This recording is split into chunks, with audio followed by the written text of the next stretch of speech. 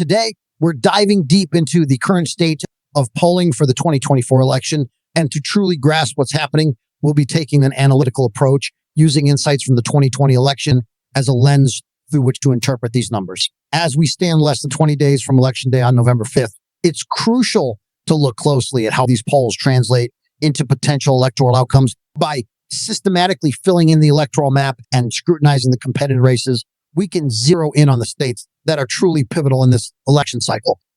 Let's start in the Midwest, often seen as the battleground where elections are won or lost. This region has been a key focus for both parties, and we're beginning with Minnesota, a state that hasn't voted red since Richard Nixon's victory in 1972. The current polling shows Vice President Kamala Harris with a lead of about 4.7.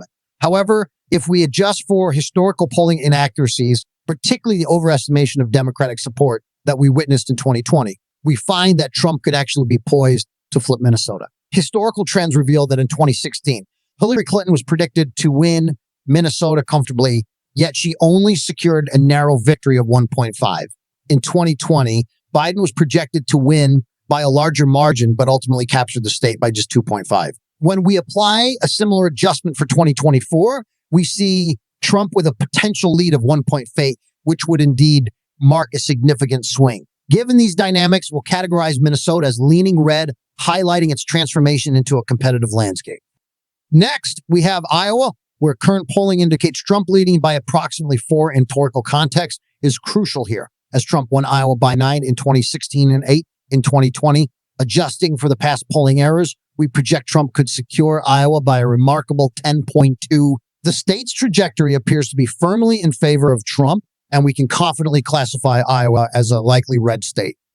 But before we get into the details, hit the subscribe button, like this video, and leave your thoughts in the comments. Thank you for your support.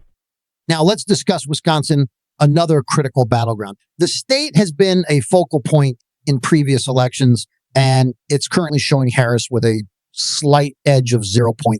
However, polling averages from recent surveys reflect a more competitive environment, with many polls suggesting a dead heat. If we look back to previous elections, we see a pattern where Democrats have been overestimated in Wisconsin. For instance, Clinton was expected to win the state by 6 points in 2016, but ultimately lost it, and Biden had a projected margin of 6.3 in 2020, but won by just 0.6. When we apply the adjustments, we find Trump leading by about 5.9. This shift indicates a likely Republican outcome and will categorize Wisconsin as likely red.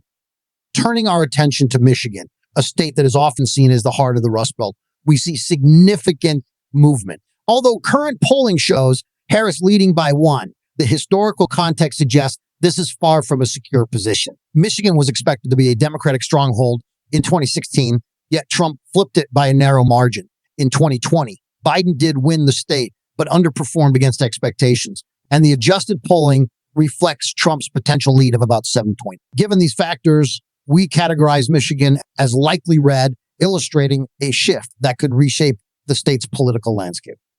Next, we look at Ohio, which has been a Republican stronghold for many elections. Trump currently leads by 7.4, and with adjustments, he could win Ohio by a staggering 13.6.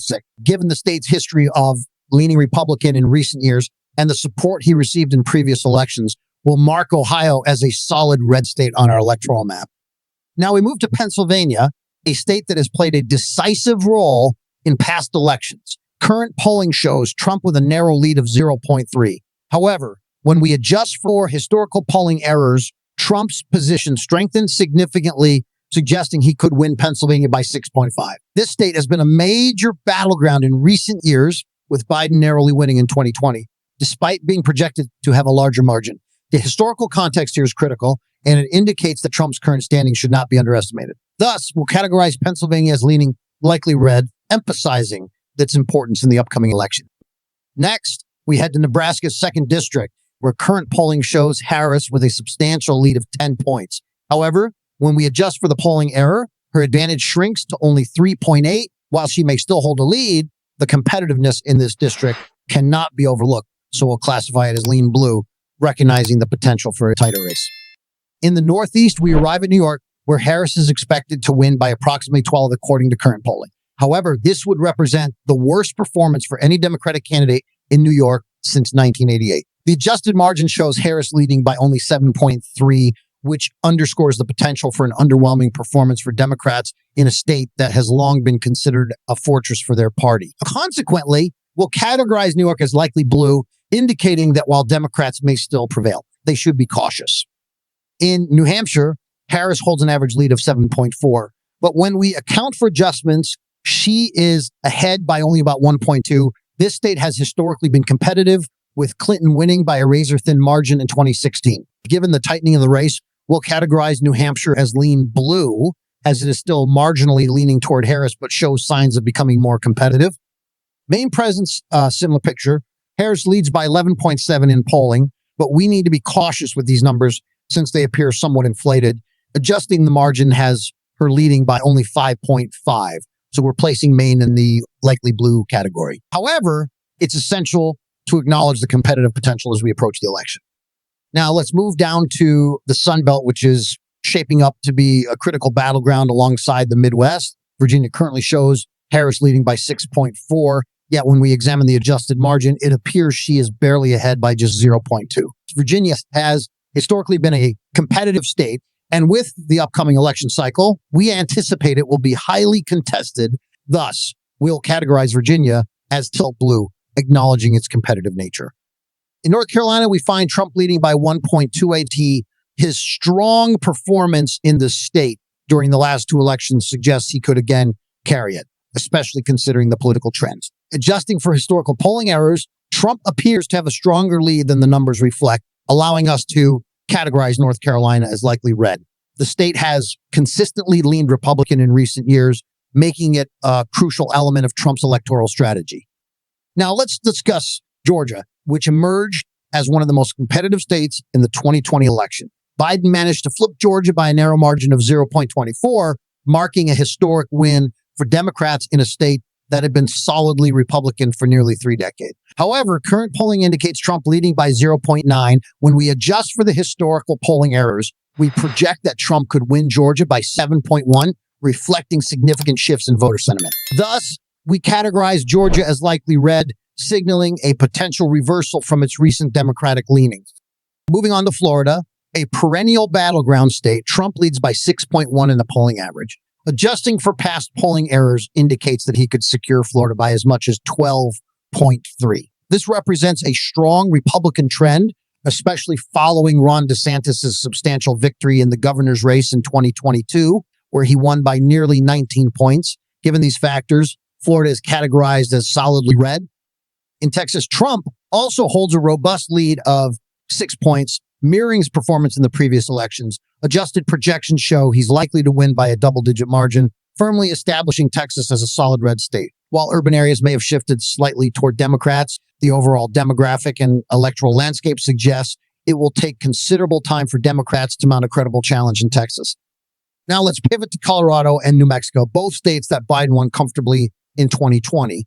However, they are displaying signs of increased competitiveness this cycle. In Colorado, Harris is projected to lead by 8 points based on current polling. But after adjustments, her lead drops to about 4.8. This signals that Colorado is trending toward a more competitive environment, and we'll classify it as lean blue. New Mexico presents a similar narrative, with polling suggesting a comfortable lead for Harris. Yet the adjusted margin shows her ahead by just 1.8. Therefore, we'll categorize New Mexico as lean blue, reflecting its shifting dynamics.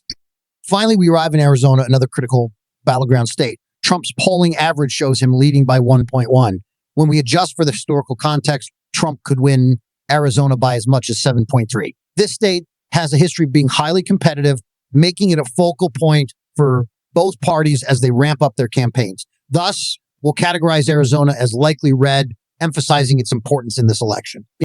As we wrap up our analysis, we turn to Nevada, a state that has consistently been a key player in recent elections, despite its smaller electoral vote count. While not a make-or-break state for either candidate, a Trump victory here would symbolize a significant win for Republicans. Currently, polling shows Trump with a slight lead of 0.5. Adjusting the margin indicates he could secure Nevada by 4.6. This shift highlights the potential for greater competitiveness in a state previously dominated by Democrats. In summary, as we chart the path to November 5th, it's crucial to remember that while polls provide a snapshot, They are not definitive predictors. Historical polling errors often reveal a different story, and voter sentiment can shift rapidly as election day approaches. Each of these battleground states presents unique challenges and opportunities for both parties, and how they navigate these waters could ultimately determine the election's outcome. Thank you for joining me today as we dissect these trends and predictions. I look forward to continuing this analysis as the election unfolds. As always, please like, comment, and subscribe for more in-depth discussions and insights as we keep a close eye on this pivotal election season.